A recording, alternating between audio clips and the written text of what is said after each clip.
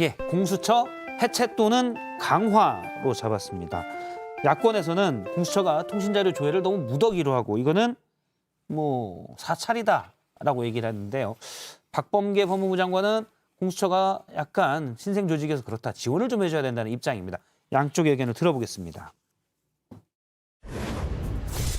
어떤 절차와 방법을 통하든지 간에 공수처장 김준호는 반드시 그 자리에서 물러나야 되고 법적 조치를 받아야 마땅한 사람이다. 이런 권력의 주구 역할을 하고 있는, 야당 뒷조사를 하고 있는 공수처 반드시 해체시키는 것이 당연한 결론이라고 생각합니다.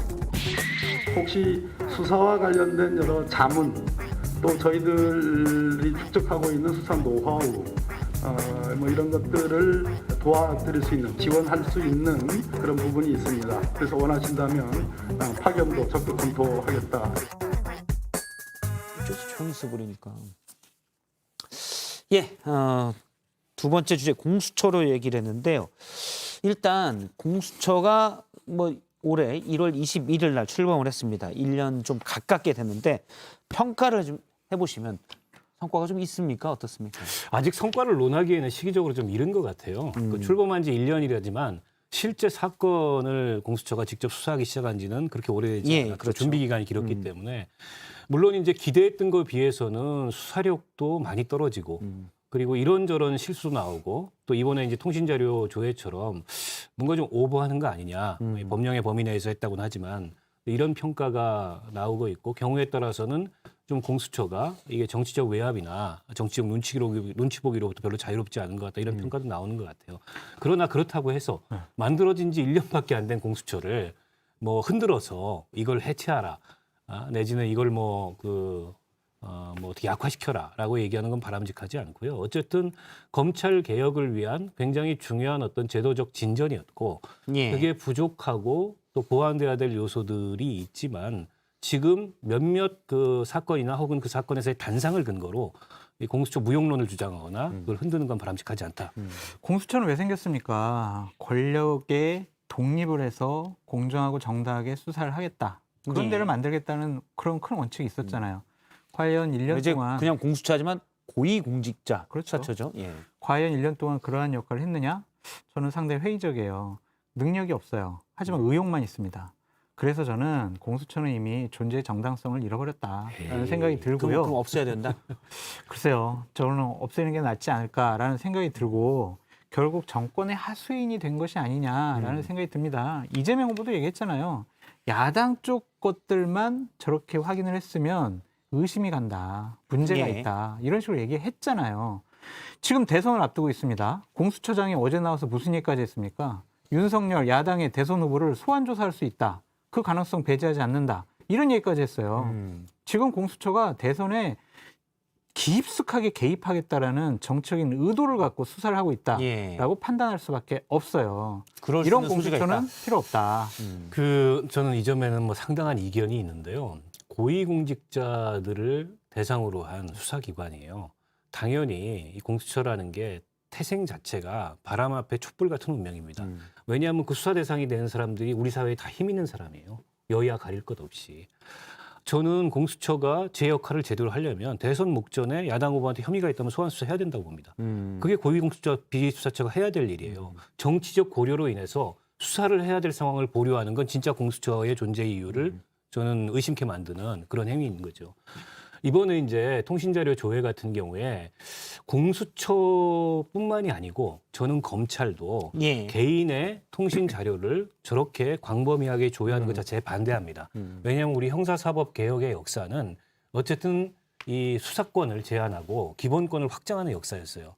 근데 저렇게 기본권을 침해할 수 있는 개인의 프라이버시에 해당하는 예. 통신 조회를 광범위하게 영장도 없이 하는 거는 결코 바람직하지 않습니다. 이 과잉금지의 원칙에 위배돼요. 예. 그런 면에서 과거에 검찰이 하고 지금도 검찰이 하고 있고 공수처가 하는 것도 저는 반대하지만 저걸 가지고 사찰이다. 아니 그러면 과거에 윤석열 후보가 검사 시절에 혹은 중앙지검장 시절에 검찰이 했던 통신조회 기록을 변론하면서 국회에 나와서 수백만 건을 했는데 그때하고 입장이 지금 일치하지가 않잖아요. 그래서 이거는 좀 또 다른 내로남불이기 때문에 그렇게 얘기해서는 안 된다고 봐요. 일단 그러면 사찰이냐 아니냐 자, 과도하다는 거는 뭐 일부 건수가 좀 있으니까 특히 이제 야당 정치만 놓고 봤을 때요. 사찰이냐 아니냐 어떻게 보십니까? 뭐 사찰은 아니라고 생각. 사찰은 맞아요. 그 사찰이 나쁜 게 아니잖아요. 조사해가지고 살펴본다는 건데. 불법적인 사찰. 불법적인 사찰도 아닌 것 같아요. 일단 법에 돼 있으니까. 사찰은 맞는데 불법적인 사찰은 아니다라는 생각이 들고 국민의힘의 의원들을 뭐 통신조회한 통신자료 조회 같은 경우 이걸 가지고 국민의힘에서 막 뭐라고 하는 것도 전 상당히 무리가 있다고 생각이 들어요. 하지만은 공수처는요 기자와 기자 가족 그 일반인들을 수사할 수가 없어요. 안 그랬습니까? 대략 예. 5천여 명의 저희는 고위공직자가 아닙니다. 고위공직자들만 하잖아요. 그런데 통신사실 확인 자료 조회를 통해서 법원에 영장이 영장을 받아가지고 이렇게 기자나 기자 가족을 이런 조회했잖아요. 내역을. 이거는 공수처가 잘못된 일을 한 거예요. 위법적인 일을 했다라고 말씀을 드리고 싶고. 지금 장성철 교수님이 말씀하신 걸 조금 부연하면 그 얘기죠. 그러니까 TV조선 기자가 그렇죠. 과거에 이성윤 서울고검장을 네. 황제 CCTV, 수사했을 때 황제 수사다, 황제 조사다라고 기사를 쓴 거였는데 그게 공무상 비밀이 누설됐다라는 쪽으로 해서 그 기자가 그러면 누구에게 받았냐를 혹시나 알아보려 그 기자의 통화 내역을 봤으면 이거 이제 불법적이라는 말씀이시죠? 그렇죠. 그렇다고 네. 해서 기자를 조사할 수가 없다. 기자는 이제 공무상 누설에 해당되지가 못하기 그렇죠. 때문에 저는 그래서 현재의 공수처의 모습은 합법을 가장한 상당히 불법적인 일을 하고 있지 않느냐 아니면 위헌적인 일을 하고 있지 않느냐라는 생각이 듭니다. 헌법에 있습니다. 17조, 18조. 대한민국 모든 국민은 통신 비밀의 자유를 가진다. 그러한 큰 원칙을 지켜줘야지 이런 식으로 무차별적으로 하면 안 되고 민주당은 진짜 내로남불이에요. 계속. 박근혜 정권 때 이렇게 통신조회 한 걸 가지고 본인들 뭐라고 했습니까? 박근혜 정권 대국민 사찰하지 말아라 라고 자기들이 소리쳤잖아요. 그때 했던 거는 그러면 사찰이고 지금 자기네들이 하는 공수처가 하는 것은 사찰이 아닙니까? 아니 동일한 논리로 네. 지금 국민의힘도 내로남불을 하고 있는 거죠. 잘못했죠. 과거에 자신들이 했던 예. 거에 대해서는 그렇죠. 아무 문제가 없다 그래놓고 이제 와가지고 공수처가 한 것만 딱 집어서 사찰이라고 얘기하는 것도 전 내로남불이라고 보고 그 부분에 대해서 저희가 준비한 게 있는데 이재명 후보가 어제 민주당 이재명 후보가 이 공수처의 과도한 통신자료 조회에 대해서 법령에 의한 행위를 사찰이라 할 수는 없을 것 같다라고 얘기를 했습니다.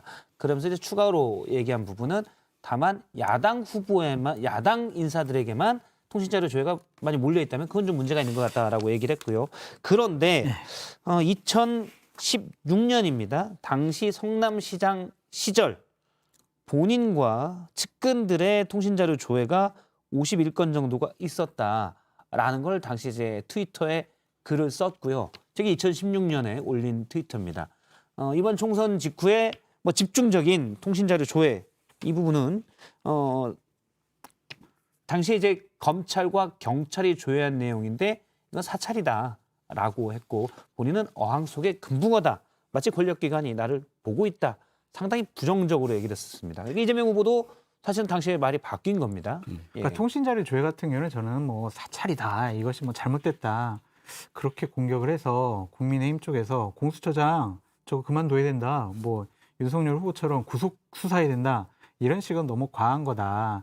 본인 얼굴들에 침 뱉는 것이다. 라고 좀 말씀드리고 싶은데 저희가 좀 하나 알아봐야 될 건 우리 박원석 의원님 더 잘 아시겠지만 전기통신사업법 83조에 의해서 통신자료가 조회된 건데 예. 지금 많은 패널분들이나 언론에서 이거 빨리 개정해야 된다라고 하잖아요. 이거 개정하면 안 돼요. 아 그래요? 왜냐하면 제가 국회 있을 때 이 법안을 좀 다뤄봤는데 이 조항을 그때도 개정하자고 많은 요구가 있었어요.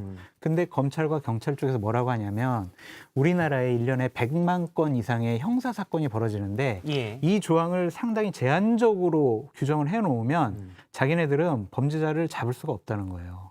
그러니까 이걸 자꾸 우리가 공수처가 이런 조항을 통해서 정치인들 특히 야당 쪽을 사찰하는 거 아니야? 그러니까 이 조항을 엄격하게 해야 돼. 이렇게 접근하는 것은 일반 국민들에게 오히려 범죄 피해에 드러낼 수가 있죠. 저는 뭐 그렇게 생각하지 않습니다. 예. 그 사실은 이게 아까 이제 위헌적이라고 표현을 했는데 위헌적인 요소가 많죠.